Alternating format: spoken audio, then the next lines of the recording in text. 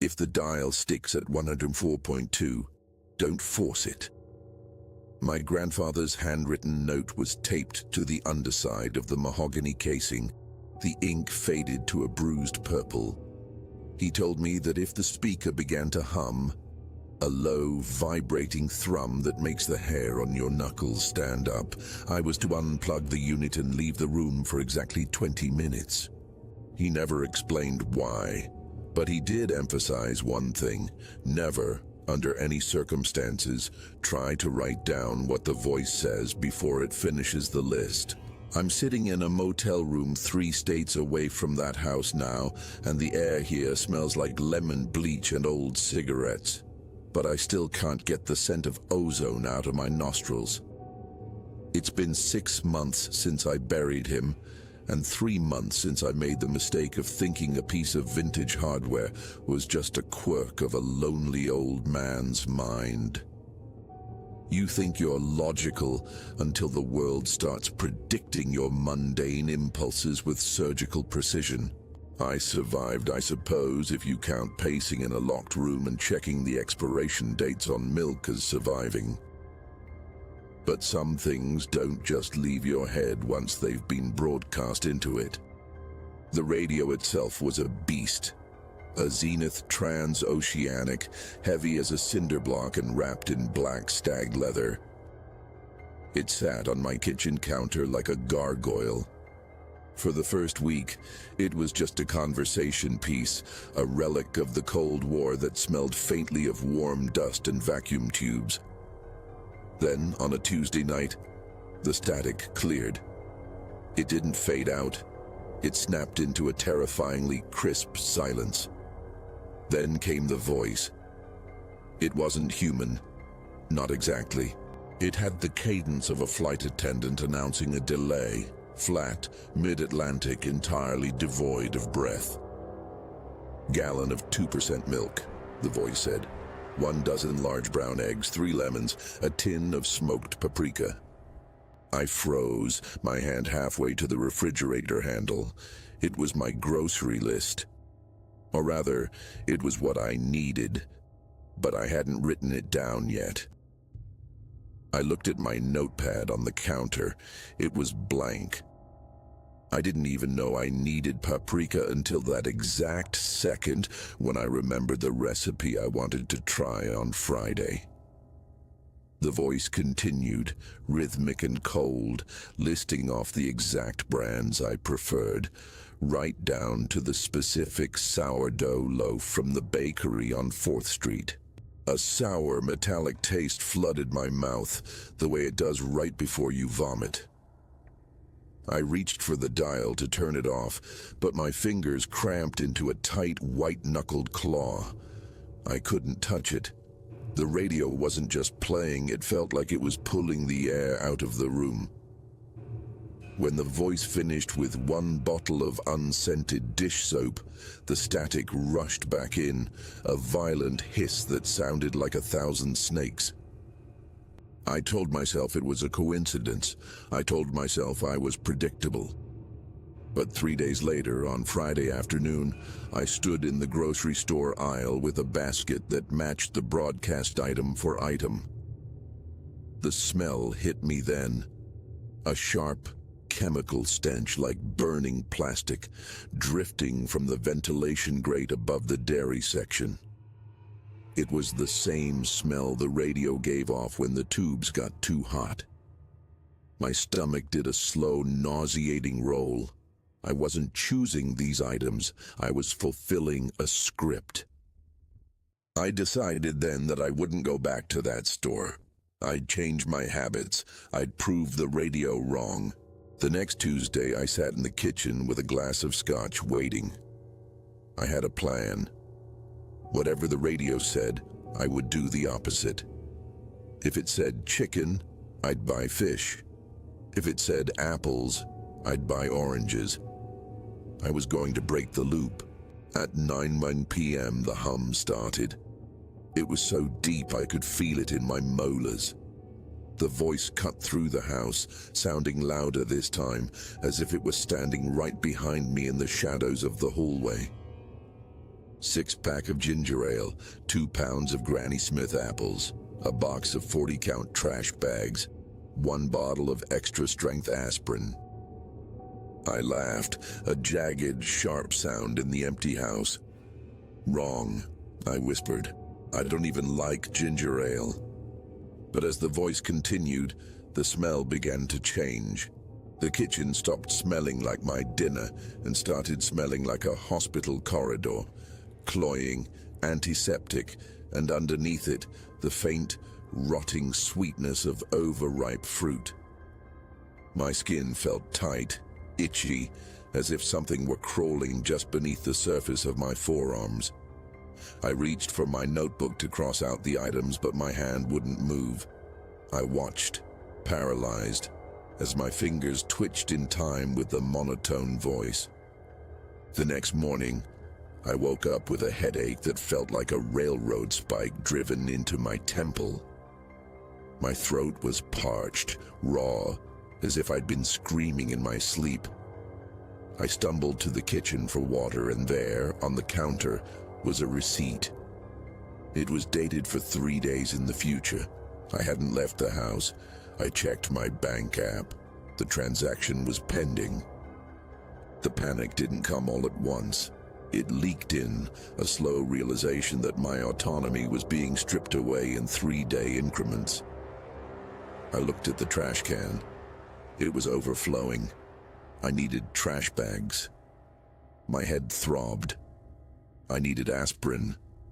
My stomach felt acidic and settled only when I thought of the ginger ale. The radio wasn't predicting my future.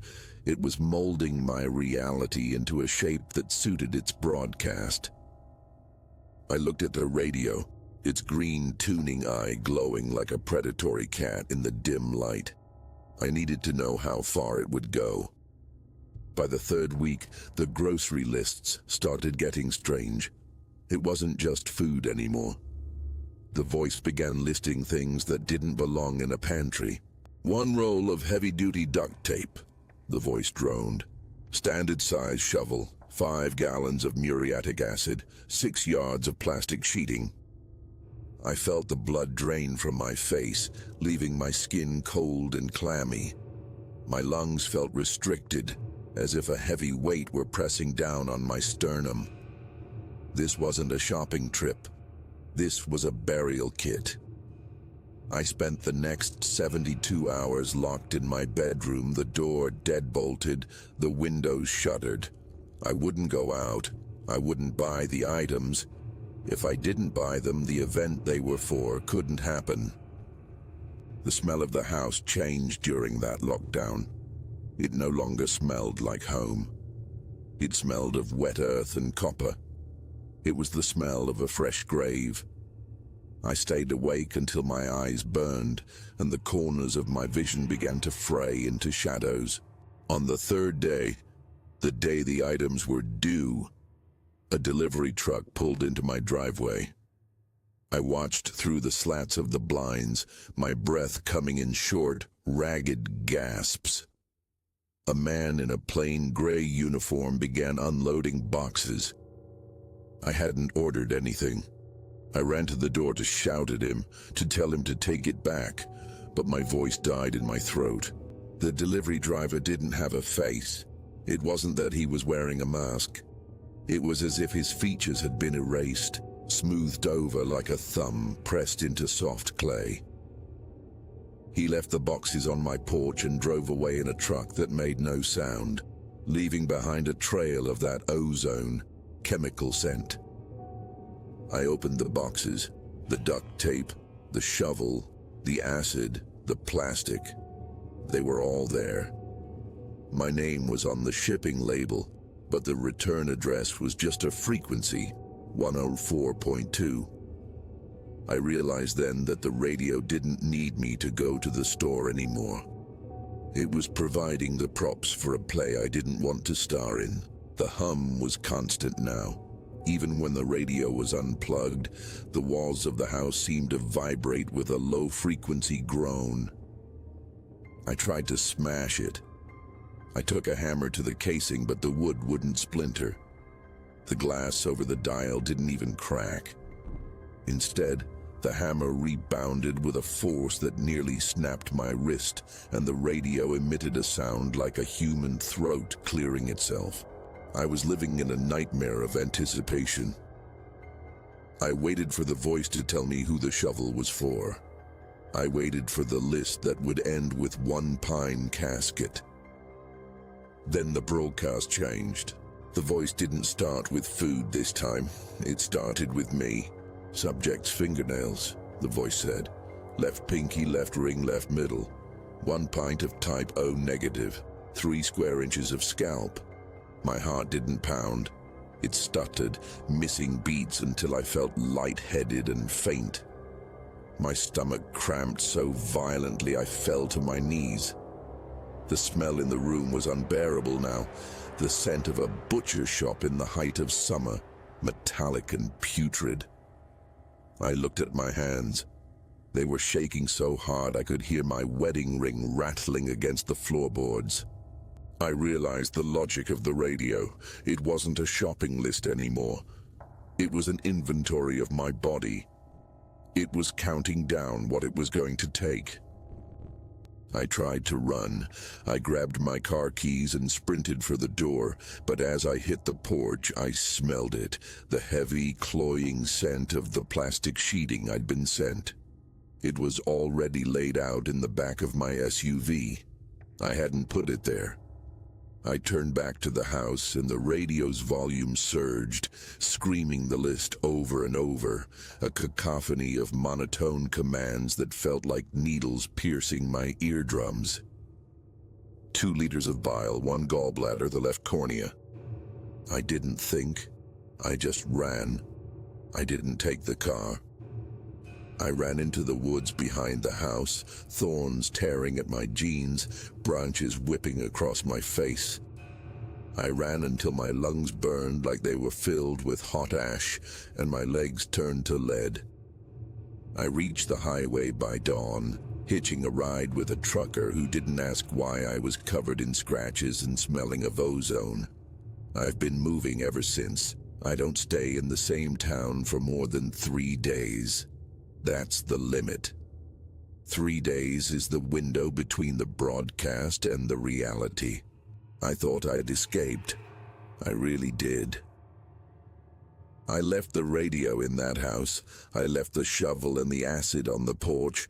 But 2 nights ago, I was sitting in a diner in Nebraska, picking at a plate of cold hash browns. The jukebox in the corner was playing some old country song, all twang and heartache. Suddenly the music cut out. The diner went silent. The other patrons kept eating, their forks clinking against ceramic, but for me, the world had stopped. The jukebox didn't play a new song. It started to hum, that deep, vibrating thrum that lives in your teeth. 1 motel room key, the voice said. It was the same voice, flat, dead. 1 box of 9mm rounds, 1 note of apology, 1 gallon of gasoline. I looked down at my hands. They were already moving toward my pocket, reaching for the key to the room I'm sitting in right now. I could smell it then, the scent of the gasoline. It wasn't coming from outside. It was coming from my own skin.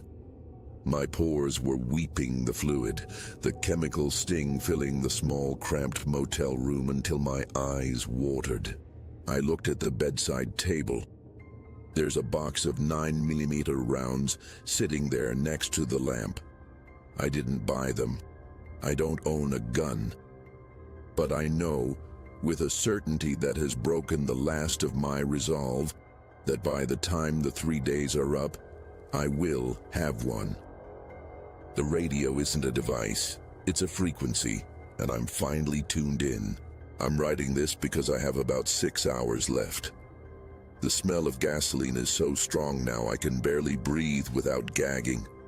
I tried to wash it off, but the water in the sink came out smelling like copper and old blood. I'm staring at the notepad provided by the motel. The pen is in my hand. My fingers are twitching, waiting for the dictation to begin. I'm not the narrator of my life anymore. I'm just the medium. I survived the house, but I didn't survive the broadcast. It's in the marrow of my bones now. If you ever find an old Zenith radio and the dial feels a little tight, please walk away. Don't listen. Because once you hear what you're going to do, you've already done it.